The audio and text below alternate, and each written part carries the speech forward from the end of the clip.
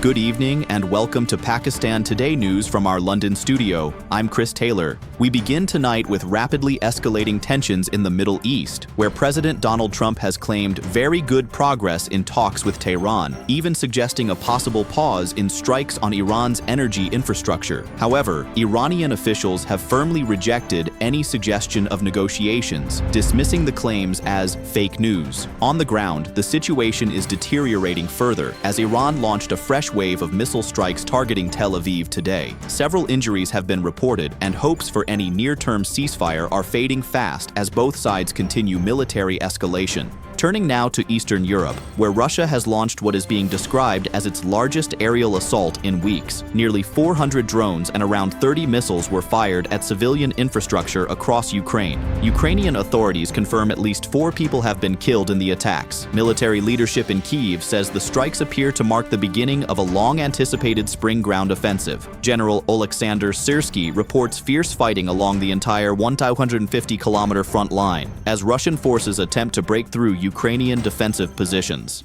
Global energy markets are now under severe pressure as the International Energy Agency warns of a potential energy crunch that could rival the crisis of the 1970s. Disruptions in the Strait of Hormuz, where shipping has been severely restricted due to ongoing Middle East hostilities, have sent oil prices surging back above the $100 mark. Asian equity markets initially rebounded on speculation of a possible US-Iran de-escalation, but have since turned volatile as investors weigh the risk of a prolonged global supply chain shock. And now to South Asia, tensions on the Korean peninsula. North Korean leader Kim Jong-un has declared South Korea the most hostile state during a speech to the Supreme People's Assembly. He vowed to irreversibly cement North Korea's nuclear status, signaling an end to any prospects of reunification. Satellite imagery also indicates increased activity at missile facilities, raising concerns that a new weapons test may be imminent. Moving on, tragedy has struck South America, where a Colombian military transport aircraft has crashed in a remote region, killing at least 66 people.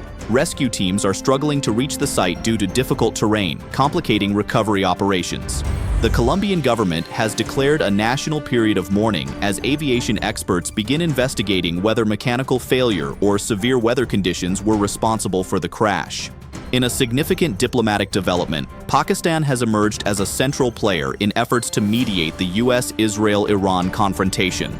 Reports suggest Islamabad has been in direct contact with the Trump administration, offering to host potential peace talks. The initiative is believed to have backing from Saudi Arabia, with analysts noting Pakistan's unique position as a diplomatic bridge between Western powers and Iran. Observers say this could mark one of the most important regional mediation efforts in recent years. And finally, we now go to our reporter in New York City for the latest on a major aviation tragedy at LaGuardia Airport. We go to Eric Westwood in New York City. Eric, what can you tell us?